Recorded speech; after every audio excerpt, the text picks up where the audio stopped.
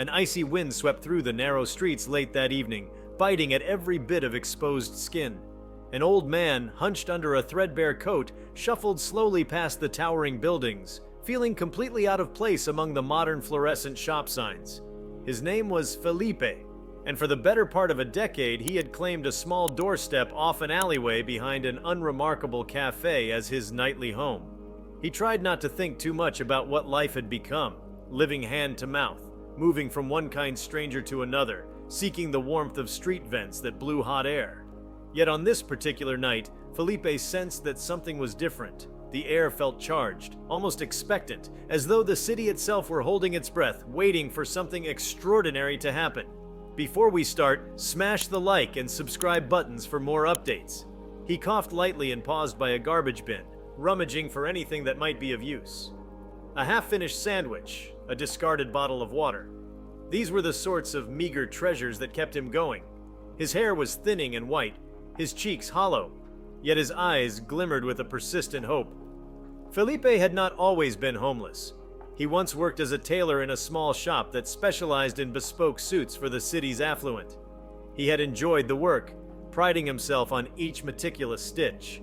A series of misfortunes, an ailing wife, medical bills he couldn't pay, and eventually the closure of the tailor shop, had led him down the path to where he stood now, alone in the frigid darkness, scrounging for any morsel to keep hunger at bay. He resumed his slow walk toward his usual sleeping spot. The streets were quieter than normal, possibly because it was so late or because most people were tucked away in bars and restaurants for the evening. Only the faint hum of distant cars and the occasional revving of a motorcycle disrupted the stillness. He held his coat tight around his chest, feeling the sting of the night's chill through the worn fabric. He whispered a small prayer for warmth and safety as he passed by a shuttered bakery that used to give him leftover bread when it could. The cafe, an inconspicuous building that remained open until midnight, was a place where Felipe sometimes felt a tiny glimmer of human connection. The staff had occasionally given him a hot cup of coffee when no customers were looking, or an old pastry that could no longer be sold. Their generosity was a quiet one, offered from behind half-closed doors, for fear of attracting disapproval from higher management. But Felipe's heart was grateful for even those hushed acts of kindness. Tonight, though, the lights of the cafe had already gone dark. The door was locked and the seats stacked atop the tables. He sighed, stepping around the corner only to discover that someone else was there. A figure stood slumped against the wall, a hood pulled over his head. At first, Felipe assumed it was another homeless individual looking for shelter. Such encounters were common. The city's homelessness crisis had grown in recent years, pushing more and more souls onto the streets. Felipe had seen new faces every month, sometimes with entire families squeezed into tents. But as he drew nearer, something about this person seemed different. The figure's clothes looked expensive. A sleek jacket, fashionable sneakers, a certain posture that hinted at confidence rather than resignation. It puzzled Felipe because he couldn't imagine someone so well-dressed taking refuge in a dingy alley. He cleared his throat softly, not wanting to startle the stranger. "Pardon me, are you all right?" he asked. His voice sounded scratchy and hoarse to his own ears. The stranger turned slightly, revealing a face partially obscured by the hoodie. What little Felipe could see told him the man was younger, perhaps in his 30s. The stranger didn't respond right away. His breath trembled in the cold air, and Felipe could detect an undercurrent of distress. A wave of empathy coursed through him. When the man finally spoke, his voice was quiet, laced with an Argentine accent. "I got separated from my entourage," the stranger admitted. "My phone died, and I have no idea where my hotel is." He paused for a moment, glancing at Felipe with uncertainty. "I am in trouble." Felipe blinked, taken aback by the accent. He hadn't expected someone from so far away. Maybe a tourist had gotten lost? He leaned in. "Do you need to use a phone, perhaps?" "I'm afraid I don't have one, but maybe we can find you somewhere warm to wait until you can figure things out?" He gestured up the street, knowing there was a late-night diner a few blocks away. Sometimes they would let him use the landline phone when he needed to call a shelter. The stranger nodded appreciatively, as though relieved to hear an actual offer of help. Together, they shuffled out of the alleyway. Felipe noticed how the hooded man seemed to shiver, not so much from the cold, but from the weight of anxiety. They made their way under flickering streetlights, occasionally passing by clubs that still had music thumping through the walls. The younger man kept his head down as though he didn't want to be recognized. Felipe thought it odd, but he was too focused on leading him to the diner to dwell on it. They reached the establishment and the neon sign flickered overhead. Through the glass windows, Felipe could see a few late-night patrons hunched over steaming cups of coffee. He pulled open the door, letting his companion shuffle inside. The warm air washed over them, bringing immediate relief to Felipe's chilled bones. The younger man lowered his hood, and the sharp overhead lights revealed his face more fully. Felipe recognized him in a heartbeat. He was Lionel Messi, the football legend whose face was known the world over. Felipe's eyes widened, and he almost doubted his senses for a moment, but the resemblance was undeniable. This was indeed Lionel Messi, arguably the most famous athlete on the planet, now standing in a small, nondescript diner in the middle of a chilly city night, reliant on a homeless old man for assistance. Messi must have read the shock in Felipe's expression because he offered a small, tired smile. "I was at a private event," he explained quietly. "I went outside for a moment and got caught up in a crowd. When I managed to get away, I realized I was all alone, no phone, no car. My entourage must be worried sick, but I didn't know what to do." Felipe, his heart pounding, tried to keep calm. He had always admired Messi from afar, sometimes glimpsing him on the television screens and shop windows. He knew little about football, except that Messi was widely considered one of the greatest. Yet here he was, stranded, vulnerable, and looking to Felipe for help. The old man cleared his throat. "We'll figure this out," he said with as much reassurance as he could muster. "First, let's get some coffee into you, then see if the diner owner will let us use their phone." They slid into a booth at the far end of the diner, away from the few curious eyes that lingered. Though the customers probably thought he looked familiar, no one immediately jumped up, perhaps too tired or uncertain to make a fuss. Felipe offered Messi a menu, aware that the younger man must be starved.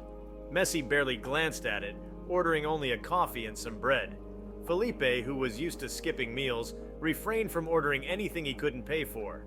He felt a faint twinge of embarrassment at his inability to pay for his own meal, but he also didn't want to impose on the kindness of a stranger, even if that stranger was Lionel Messi. While they waited, Felipe asked the waitress if they could use the phone. She hesitated, eyeing the two of them, one homeless, the other with an accent, before shrugging and leading them to a wall-mounted rotary phone by the restroom. Messi rummaged in his pockets and found a small slip of paper with a phone number. He dialed, waited, then grimaced when no one picked up. It must have gone to a hotel desk that was perhaps inundated with calls or closed for the night. The star footballer tried again, and after several rings, someone answered. Felipe watched from a respectful distance, observing how relieved Messi looked as he spoke quietly, explaining his situation. Eventually, the call ended, and Messi turned back to Felipe with gratitude etched across his features. "They said they'd send someone, but it'll take an hour at least," he explained. The warmth of relief flooded Felipe, though he realized Messi needed shelter in the meantime. "I can wait with you," Felipe offered. "It might be safer that way." The star athlete nodded, and they returned to their booth. The waitress arrived with their coffee and bread, setting it down without a word. Messi's gaze rested on Felipe's face for a moment, as though trying to read his story from the lines and wrinkles. There was no judgment in his eyes, only compassion. It was a look Felipe rarely received, especially in a world where people often darted their gaze away from the homeless. Time passed slowly, punctuated by the occasional sound of the coffee machine or a murmur from one of the other patrons. Over the course of that hour, Messi and Felipe chatted quietly, forging an unexpected bond. Messi asked about Felipe's life, listening intently as the old man explained his descent into homelessness, the heartbreak of losing his wife to illness, and the challenges he faced every day just to survive. In turn, Felipe learned a little more about Messi's life beyond the glossy magazine headlines.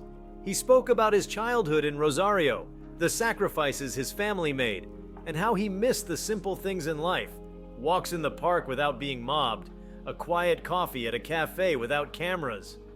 Eventually, the entourage arrived, stepping through the diner door in a flurry of anxious excitement. They spotted Messi and rushed toward him. One of them asked if he was all right. Another offered him a spare jacket.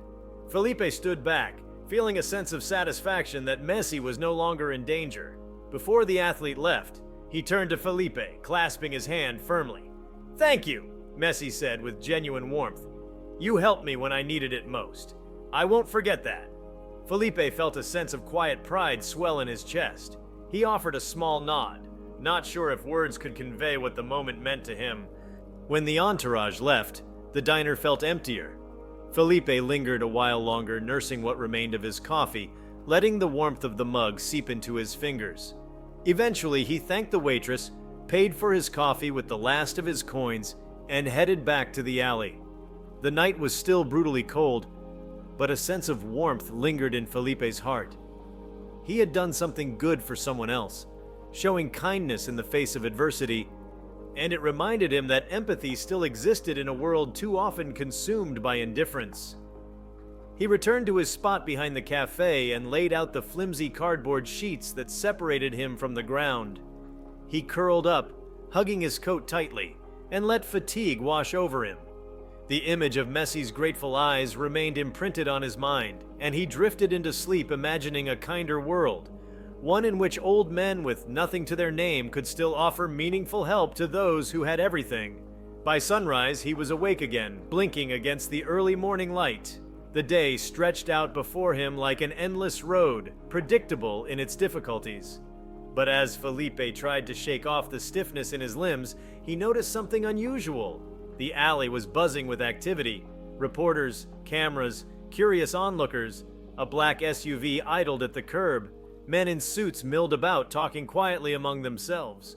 The entire scene felt surreal, as though an impromptu press conference had erupted next to the dumpsters.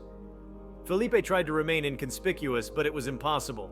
One of the men spotted him. Without hesitation, the man approached, wearing a pleasant, professional smile. "Are you Felipe?" he asked, pronouncing the name carefully. The old man nodded, feeling his pulse quicken. Why on earth were they looking for him? He immediately worried he was in trouble. Perhaps the cafe's management had complained about his presence. But the man in the suit quickly reassured him that no one was angry. Instead, he explained that Messi had been telling everyone about how Felipe helped him. The press had picked up the story, and they all wanted to speak to him. Shock reverberated through Felipe's mind. He peered around at the throng of media, microphones, camera lenses, notepads. They were all waiting for him. A swirl of confusion, awe, and even slight fear enveloped him. He had spent years trying to remain invisible, avoiding the eyes of passers-by who might judge him or pity him. Now the entire world seemed to be looking in his direction. He tentatively stepped forward and the cameras started clicking, capturing the image of an old homeless man in ragged clothes. Someone stepped aside, revealing a tall figure with a short beard, wearing casual clothes and a cap. It was Lionel Messi once more, looking far more composed than the night before. He offered Felipe a warm smile, then opened his arms for a friendly embrace. The cameras flashed wildly, capturing the unexpected moment of camaraderie. Felipe was stunned, caught between the surreal nature of it all and the genuine affection radiating from Messi. Messi gestured for the cameras to give them space, and many of them obligingly stepped back a few paces, although they continued snapping pictures. The star guided Felipe aside, his entourage forming a protective circle. "I'm so glad we found you," Messi began, his tone filled with relief. "I asked around the diner and the cafe, but I wasn't sure if you would still be here." Felipe murmured that he had nowhere else to go, and Messi grimaced slightly, reminded of the man's dire situation. "I wanted to see you again," the athlete continued, "because what you did for me meant a great deal. You could have ignored me. You could have turned me away, but you didn't." Felipe was overwhelmed. He tried to form a coherent response, but the words stuck in his throat. Instead, he managed a humble shrug. "I just did what anyone would do," he finally said, his voice barely above a whisper. Messi shook his head, a wry smile tugging at his lips. "Believe me, not everyone would do that." He motioned for one of his associates, who handed him a small envelope. Messi took Felipe's hand and placed it inside his palm. "I want to help you just as you helped me. Please accept this gift." Felipe's hand trembled as he opened the envelope. Inside was an unassuming piece of paper. But when he read what it was, his eyes widened in disbelief. It was a certified check for an astonishing sum of money. Enough to change his life entirely, enough to rent an apartment and more, enough to escape the endless cycle of hunger and cold. His heart pounded and tears threatened to blur his vision. Felipe had spent years in desperation, never imagining such a sum could fall into his hands. He tried to speak, to protest that it was too much, but Messi placed a reassuring hand on his shoulder. "You gave me your kindness," he said. "When the world expected you to turn away, now it's my turn." Word of the extraordinary gift spread quickly, and the reporters pounced, microphones thrust forward. They clamored for statements, questions about what Felipe would do now, how he felt, and whether he realized who Messi was when he first helped him. The old man, overwhelmed, tried to answer as best he could, but the moment was so surreal that his mind spun like a carousel. Through the barrage of questions, one voice emerged, a woman from a local news station, asking if Felipe had any family he would now try to reconnect with. The question stung, reminding him of the daughter he had not seen in years, a daughter he once believed better off without him. He swallowed hard. Perhaps he thought this gift might open doors to a reconciliation. After what felt like an eternity under the media spotlight, Messi's entourage stepped in to shield Felipe from further frenzy. The star looked apologetically at him, clearly aware of the chaos. "I'm sorry," Messi said. "Reporters can be relentless." Felipe shook his head, a watery smile forming on his lips. He clutched the envelope close to his chest. "Don't apologize," he managed. "You've given me a miracle." He paused, then added with heartfelt sincerity, "I'll never forget your kindness." Messi arranged for one of his team members to escort Felipe to a nearby hotel, where he could shower and rest in a warm bed. It was a modest yet comfortable place, the kind Felipe could never have afforded before. He stood in the lobby, gazing at the bright overhead lights and the plush furniture. Everything felt foreign, like stepping onto a movie set. A thoughtful woman at the front desk extended him a keycard and offered a sympathetic smile as though she could sense the enormity of the shift in his world. He made his way to the room, carefully inserting the keycard into the slot until a green light beeped. Pushing the door open, he gasped. The room was small but immaculate, with a neatly made bed, crisp white sheets, and a tiny desk. A flat-screen television hung on the wall, something Felipe hadn't watched in years except through the windows of electronics stores. He stood there, letting the warmth wash over him. It was a stark contrast to the cold, trash-littered alley he had called home. With trembling steps, he moved to the bathroom. He flicked on the light, revealing a pristine sink and shower. After a moment of hesitation, he turned the faucet on, feeling the rush of hot water cascade over his fingers. Tears welled up and he blinked them away. For so long, his only source of water had been public restrooms or the occasional fountain in a park. Now, here he was, with an entire bathroom to himself. He undressed slowly, stepping into the shower. The water pelted his frail body, washing away layers of grime. It felt like a baptism of sorts, cleansing not just his skin, but also a portion of the shame and despair that had weighed him down for years. He emerged from the bathroom in a plush hotel robe, feeling both lighter and more vulnerable than he ever had. Then an unexpected emotion surfaced. Fear. A small voice whispered that this might all be a dream, that the check in his coat pocket could be a figment of his imagination. The world had never been kind enough to offer him a way out, so why should it start now? Perhaps by morning he would wake to find himself back in the alley, robbed of hope once again. The thought gave him pause, but he forced it aside, allowing a seed of optimism to take root. He lay on the bed, feeling the soft pillow cradle his head. Sleep descended quickly, and for the first time in years, he slept without trembling from the cold. When morning light peeked through the curtains, Felipe awoke to discover that reality had not vanished. The check remained in his possession, and nobody had dragged him back onto the street. He rose and dressed in the clothes provided by Messi's team, a simple pair of slacks, a sweater, and a coat that was worlds better than his old tattered one. After making his way downstairs, he found a breakfast spread in the hotel restaurant: fruits, pastries, eggs, coffee, and juice. He hesitated at first, not entirely sure if he was meant to help himself, but the hotel staff assured him that it was included. He ate slowly, savoring each bite, reflecting on the improbability of his new situation. Soon he noticed a small crowd gathering near the hotel doors, a mix of reporters, fans, and onlookers. Perhaps they hoped to glimpse Messi again, or maybe they wanted more of Felipe's story. Feeling suddenly self-conscious, he set his tray aside and slipped out through a less crowded side entrance, eager to find a quiet place to think. He realized that he needed to figure out his next steps: how to open a bank account, how to secure an apartment, how to start rebuilding his life. His mind reeled with possibilities, a million threads of hope unraveling in front of him.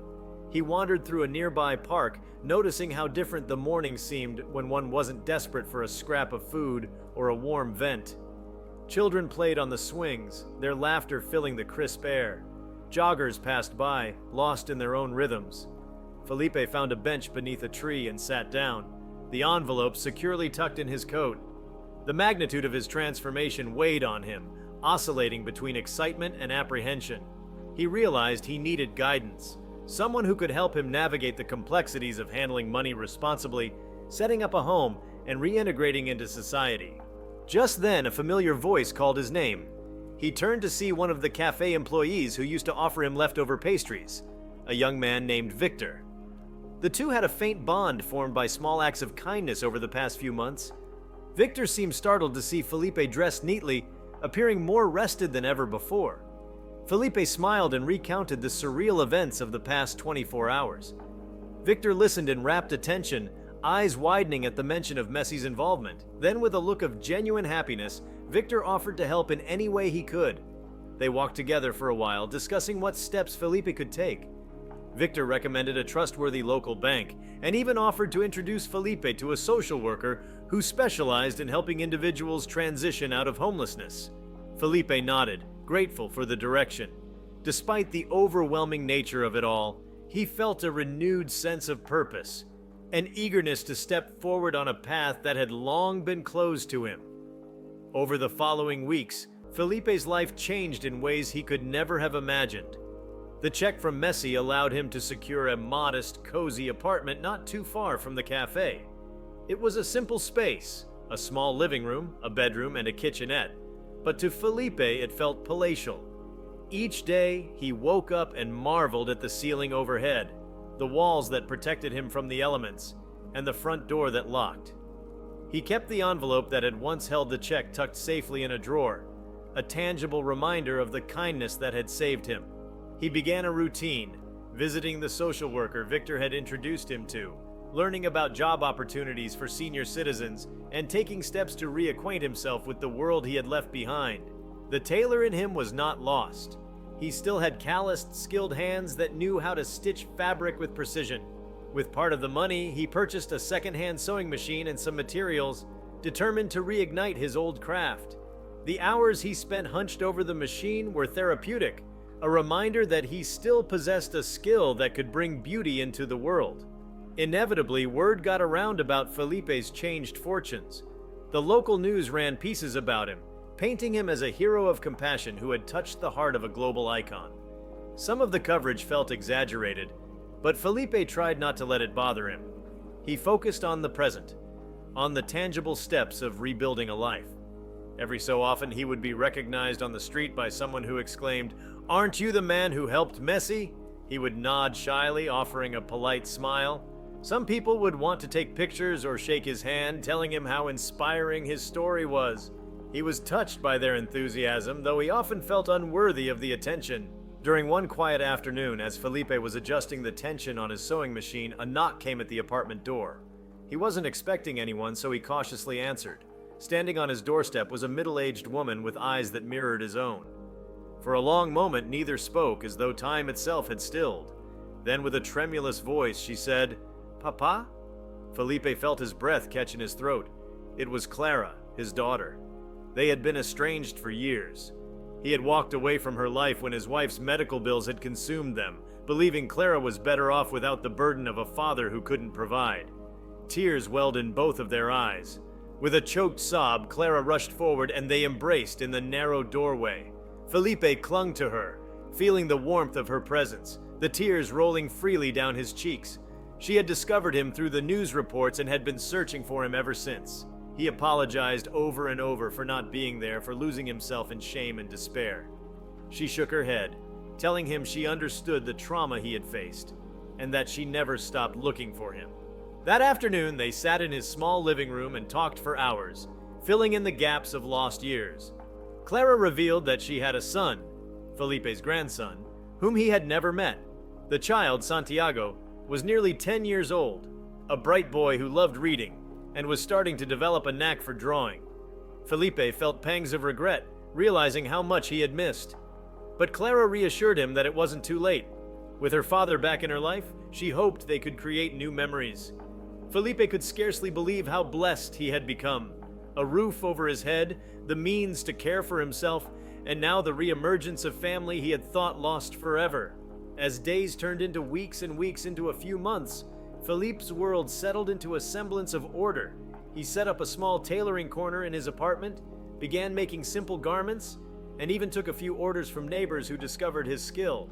The extra income supplemented what remained of the check, ensuring he wouldn't lapse back into hardship. Clara visited often with Santiago in tow, and the boy soon became enamored with his grandfather's sewing machine, begging to try it under Felipe's careful supervision. It was a simple, joyful life, one Felipe had only been able to dream of when he was sleeping behind the cafe, shivering in the cold. News reached him through casual mentions on television or in passing conversation that Messi had continued traveling for matches and philanthropic events. Felipe heard that the football icon had returned to training with his team, preparing for crucial games. While the media's focus shifted elsewhere, Felipe kept Messi in his thoughts, silently wishing him well, grateful beyond measure for the unforeseen turn of fate that their chance encounter had set in motion. Part of him wanted to reach out and express his gratitude again, but he also respected the athlete's busy schedule. He told himself that if their paths ever crossed again, he would show Messi the life that his compassion had rebuilt. Months after their encounter, Felipe found a small package by his front door, bearing international postage. His heart beat faster at the thought that it might be from Messi. Sure enough, when he opened it, he found a signed jersey from the star, accompanied by a short, heartfelt note thanking him once more for his kindness and expressing hope that Felipe was doing well. Messi mentioned that the press had quieted down about the story, but he still thought of Felipe's generosity. At the bottom, Messi had written, "Kindness changes lives. You changed mine when you reminded me how a stranger can be a friend. I hope you'll wear this jersey as a reminder that you are never alone." Felipe held the jersey like a sacred relic. Though it was just fabric and ink, to him it symbolized their shared humanity, an unspoken bond forged on a cold night. He carefully folded it and placed it in a drawer, next to the now empty envelope that once contained the check. He resolved that someday he would frame it properly and hang it where he could see it every day, a testament to the power of compassion and the unexpected twists of fate. In time, the swirl of attention subsided, and Felipe settled into a life of quiet normalcy. He woke each morning with renewed gratitude, washing away the memories of the biting cold and perpetual hunger. He formed a routine: coffee in the kitchen, a walk to the nearby market for fresh groceries, and hours spent at his sewing machine. On weekends, he hosted Clara and Santiago, who brought laughter and warmth to the small apartment. As the seasons passed, Felipe felt stronger, healthier, and more at peace than he had in decades. The magnitude of change still stunned him at odd moments. Sometimes he would wake at night, heart pounding, convinced he was still on the street. But then his hand would brush against the soft comforter, and the gentle hum of the apartment's heater would remind him that those days of constant cold were behind him. He learned to carry the memory of his hardships lightly, using them as a motivation to show kindness whenever he could, tipping generously at diners, offering sandwiches to the homeless he passed, or simply listening when someone needed an ear. Eventually, word reached him that Messi would be coming to the city for a charity match, an event that promised to attract a massive crowd. Felipe's heart fluttered at the idea of seeing him again, but he had no ticket and no connections. At least that's what he assumed until one morning, when he opened the mailbox and discovered 2 VIP passes to the match, courtesy of Messi's foundation. The accompanying note invited him to attend and see what his kindness had helped inspire. Felipe felt tears form yet again, a mixture of awe and gratitude. He decided to bring Clara with him so she could personally thank the man who had played such a pivotal role in their reunion. If you like this video, please give it a like and subscribe to our channel. Also, leave your comments below and tell us, what do you think will happen after the homeless man helps Messi? We want to hear from you. Thank you for watching, and see you next time.